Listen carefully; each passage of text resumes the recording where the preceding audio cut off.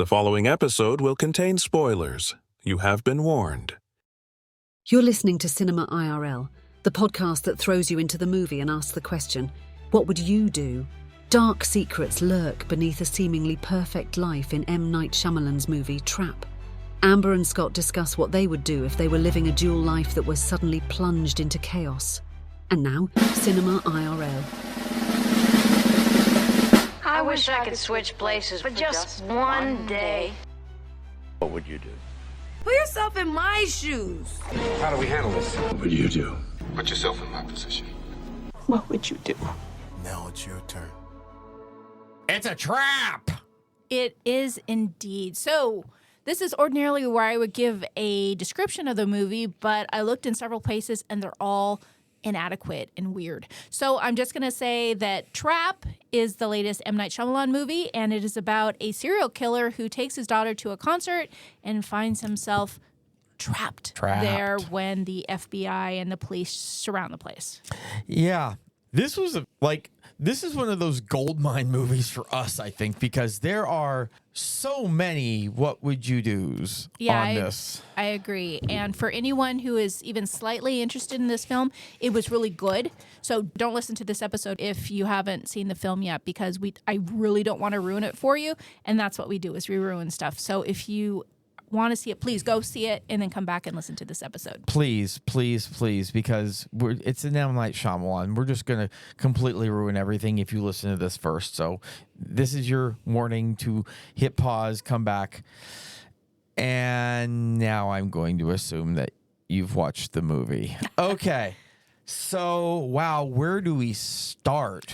Yeah, I think a good place to start would be, what if your dad or your husband is a serial killer called the Butcher and you don't know? Well, if you don't know, then there's nothing you can do because you don't know. Yeah. I mean, when you find out that basically your dad is responsible for killing 11 people and turning them into... I believe it was 12. 12, okay. And cutting them up with butcher tools, so someone is basically deli sliced, as one of the characters referred to the butcher's kill as deli sliced. Okay. I'm going to start with what I feel is the most obvious what would you do that diverged from the movie. Okay. So it is clear that the wife figured it out before he was outed to her. Yes. So we learn at one of the many, many twists towards the end is it wasn't just random that the law enforcement thought that the butcher would be at the concert. Basically, they found a part of a ticket receipt to the concert, and that's why they all swarmed this place. Not going in and getting him directly because they didn't know who he was, but they had some clues and they knew kind of the people to look for. But they weren't letting any guy out of that arena at all without being... We're just going to say, if you're the wife, when you call this in, don't call in, check this place out and find this receipt. Call it in and say, my husband is the butcher.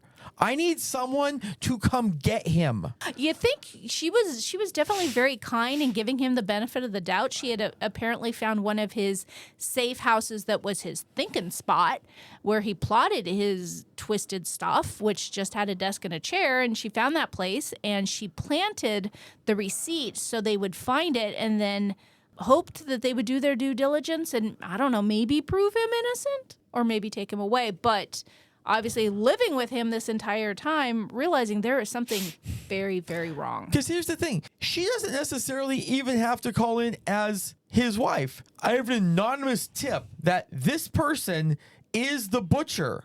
You really want to go find this person.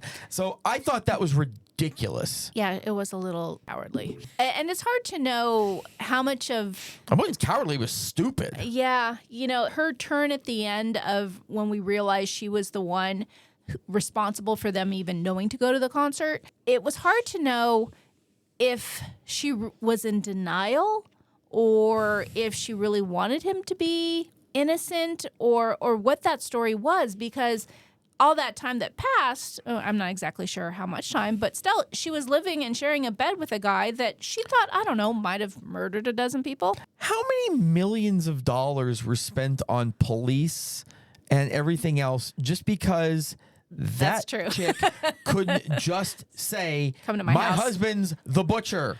That's actually a really good point, because they had every law enforcement agent in the Philadelphia area, from the police department to the FBI, surrounding that arena. And yeah, just a couple of agents knocking on her door would have been much more economical. Way easier. Way easier. Yeah, unfortunately, there's a lot of stupid women in film characters who make the plot, I guess meatier in the fact that they are either trusting or loving or in denial or whatnot. I'm not exactly sure. Stupid's the term we're looking for in this case. Yeah. Okay, so I'm not saying that either of us are a serial killer. I know I'm not. I know I'm not, but we are going to put ourselves into the shoes of one. So you are the butcher, and you have gotten into this concert, and you have figured out from your new best buddy, the T-shirt shirt sales guy, that this entire, hell if I know why that guy was privy to that amount of information, but because they had done a training with all of the staff working at the arena, saying there's going to be a lot of cops here. This is why. Here's the secret password to get into certain areas. So there's checkpoints along the way that the butcher can't get past. What do you do if you are the butcher? Yeah. So it was interesting. Yeah, because he didn't know when he went to the concert initially with his daughter. He was having a great time, but he noticed all the cops, and he did ask the T-shirt salesman, "Hey, dude, what's going on?" And the guy spilled it all, saying, "Yeah, we got a tip that the butcher's going to be here." And he's the one who mentioned the deli slice victim and said, "Oh, yeah, and yeah, here's my secret password. It's Hamilton." Yeah, that guy, Nice guy, too trusting. well, yeah, especially given the scenario. Yeah, because the butcher, also known as Cooper, wound up using all of that intel to try and get out. Yeah, so one thing I noticed about Cooper, which I thought was weird and inconsistent with his character, was the times that he really was truly actively nervous around his daughter. Like, he was cool as a cucumber around everyone else, but when he was around his daughter, he acted like he didn't know what the F was going on, and like he was scrambling, like scramble for an exit. Nope, that's not going to scramble here, scramble there. Oh, look, a hole opened in the floor. Let's go explore the hole. Yeah, I mean, he wants to get out, but he also doesn't want for his daughter, who's having a great time at the concert, to know he's a serial killer.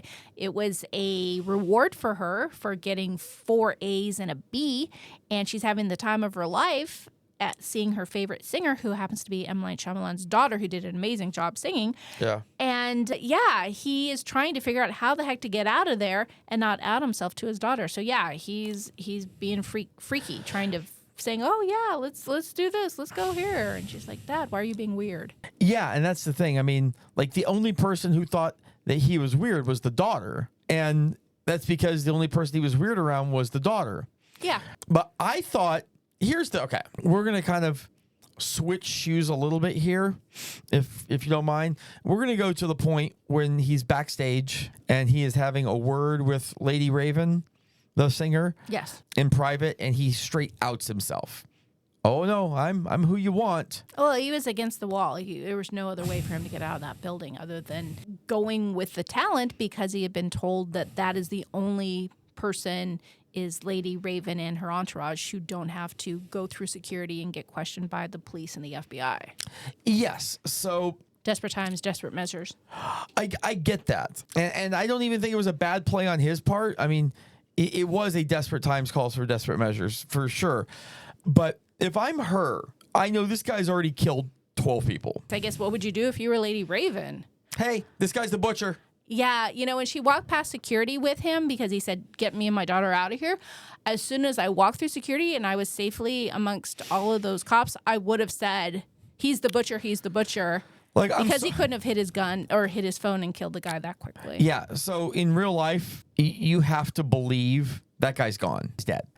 The guy's already killed 12 others.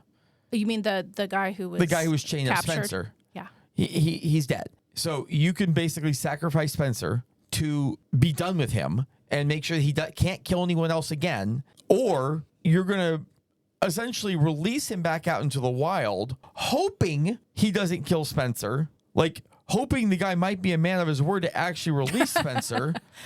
I do like serial killers with integrity. Yeah, exactly. For me, you've got number 13, man. And here's the thing. I don't even know if he would have cared to do it. Like, are you bluffing? Okay, sure, he's dead. Sorry, Spencer, but we need this guy apprehended, because if he gets free, who knows how many people. Yeah, you saved one, but killed a dozen more. Yeah, aside from the fact he probably gets his jollies from cutting people up anyway. He's the butcher, so pushing a button and releasing toxic gas probably doesn't give him that high. But I had the same feeling you did in the fact that, yeah, you're going to let this guy out and be a menace to everybody, opposed to potentially, one person. But when she walked through security and didn't say anything, if that were me, I definitely would have screamed at that point and said, detain him, shoot him, he's a butcher. But, that's where our movie would have ended, and there was still a lot of movie after that. So I guess, Yeah, because that's the thing. I mean, theoretically, he could do it from his phone. So all you have to do is just get him in a spot where, like, either he's not holding his phone, because if you're walking down literal aisles of security. If he's not holding his phone, she says, he's the butcher. That's it. He's never touching his phone. That dude's on the ground so fast it's not even funny. Yeah, because she actually had been collaborating with the FBI and knew that they were going to be coming, and so was the butcher. So she was in the know. She was credible. Had she yelled out, he's the butcher, they would have paid attention to it, not like a random crazy person. And even if he's holding the phone, you're walking, you're turning and smacking the phone out of his hand and yelling, butcher. Yeah. Okay. Still the same thing, because she clearly showed she was willing to go for the phone later. Yeah, she was definitely a bold character. I guess the other part of this that I think is worth exploring from a what would you do standpoint is the facades we put up. So our loved ones or the people in our lives think well of us. Like, that's really why he couldn't get out and why he's being weird with his daughter Riley, is he didn't want anyone to know he was a serial killer. And he did a great job of leading. He was a firefighter. Like, he had a position of authority and he had a messed up childhood who made him the man that he was. But the things that we will do and go through to maintain a facade with people so they don't see the real us. Yeah. Like, have you ever gone to any lengths so someone wouldn't know something about you? I mean, I've dated before, so yes. That's right. You are a guy who, yeah, I guess that is part of dating sometimes, isn't it? I mean, yeah, in fairness, both genders do. And actually, yeah, I shouldn't even say guy. Yeah, I guess the whole dating ritual does lend itself to some blurry lines at times. I mean, I'm ADHD. I'm very familiar with the concept of masking, and that's just masking on a whole other level. Yeah. It also goes to show, too, just because someone is in a position of authority doesn't mean they're a good person. And I think sometimes people default to authority figures. It's why sometimes senior citizens are conned. I know I've told you about a neighbor I had who once lets a stranger into his house because he had a baseball cap and a clipboard, and said he was doing some work with the city, and she let him into his house. And that I heard about it shortly after the fact, and I'm like, there is no, he said he was doing some work with the city down the street, something to do with the road or the sewer or something like that. I can't remember now. But I was like, that doesn't sound right to me. And I called the city and said, do you have any work going on in the area? And they said, absolutely not. So she let a stranger into her house to case her house. Yes. Because he had a clipboard and a baseball cap. And that's terrifying. And people yield to positions of authority. And he was a firefighter. Yeah, I feel like there were so many what would you do wrongs in this thing. Yeah, don't do this. Don't do that. Like, no. The whole thing about the selfie and the camera and the way that was played out, I felt like... The selfie and the camera. Yeah, when the singer grabbed the camera to take the selfie with the daughter, like, for one, I find it hard to believe that he would have such a loose grip on that phone, given everything. If I'm him, I have a death grip on that phone. But number two, like, okay, you lock yourself in the bathroom. He could just knock that door down. I'm like, you're being made at that point. Sorry, the facade's up for your wife and daughters. You break that door down immediately. He was pounding, and the wife and the daughter and the son were yelling at him, what's going on, what's going on? Which, again, after that, we learned that the wife knew exactly what's going on. So she was really doubling down on the whole, I don't know, my husband's a serial killer thing. Yeah. Yeah, if I'm him, I'm literally breaking down that door. I mean, at that point, he's in full hostage taking mode. Yeah. I mean, you have to. I mean, what are you saying in there? What are bathroom doors that thick that you can't hear when somebody's doing a live Instagram? Or TikTok or whatever the hell they were on? So what I'm hearing is if you were a serial killer and someone threatened to out you, you would knock down the door. Yes. If I'm her, I'm also calling the police. Yeah, she did do a live trying to send her fans to go get Spencer, the guy who was trapped in the house. But yeah, didn't call the cops. Because theoretically here, like, she's taken away the method that he has to do anything. Also, too, she was logged into her own Instagram account on his phone. I thought about that. What the heck was that? Because I thought about that. I think she had her own phone because she had her own phone with her, and she snagged Riley's phone, and she had his phone. Okay. So she had 3 phones, and she still didn't call the cops. Yes. Yeah. What would you do? Don't do that. Yeah, call the cops. Like, here's the thing. Also, if I'm her, guess what I'm also not doing? I'm going to find out where they live. And then, you know what? One of several things. They just drop Riley off and say, I've got to get back. Or Yeah, I didn't expect her to go into the house. I expected her to just get the address and then call the cops saying this is his address. This is the address. This is where he's at. This is where he lives. And for those who are listening and didn't see the film and just like to hear us ramble on, the singer, Lady Raven, she was wily. And when she left the concert under duress with Cooper and his daughter, he said, well, just drop us off in the corner. And she says, no, I'll drop you off at the house. Riley, where do you live? I have never seen an ebb and flow between brilliant and stupid as much as I saw with that character. She went literally from brilliant to stupid to brilliant to stupid to brilliant to stupid. like at an absolutely bipolar rate. Yeah, I would agree with you on that. And sometimes it's frustrating because you have to have the stupid to fill up a movie and to keep the plot going, but sometimes it does feel counterintuitive to the character and what we know about them. And she was bright, and she came up with all these little things along the way to try and get the butcher. I think I'm a fan of M Night Shyamalan's. I think a lot of people are, for a lot of reasons. I like the movie in general. The characters were mostly awful because there was no consistency. No consistency at all to them. Like him, cool as a cucumber, freaking out around his daughter. Cool as a cucumber, freaking out. I'm not bothered by that. I think it was just he was trying to. It was his kid. Lady Raven, smart, stupid, smart, stupid, smart, stupid. Riley, the daughter. Listen, I get it. I totally get it. She loves her dad. Her dad took her to the concert. You got me backstage, Dad. I love you. I love you. I love you. There is a point at which she learns that her dad is the butcher. Oh, yeah. I know what you're talking about. So when she comes back, she pushes through everyone to go up and hug the butcher. Yeah, I was like, what the heck is that about?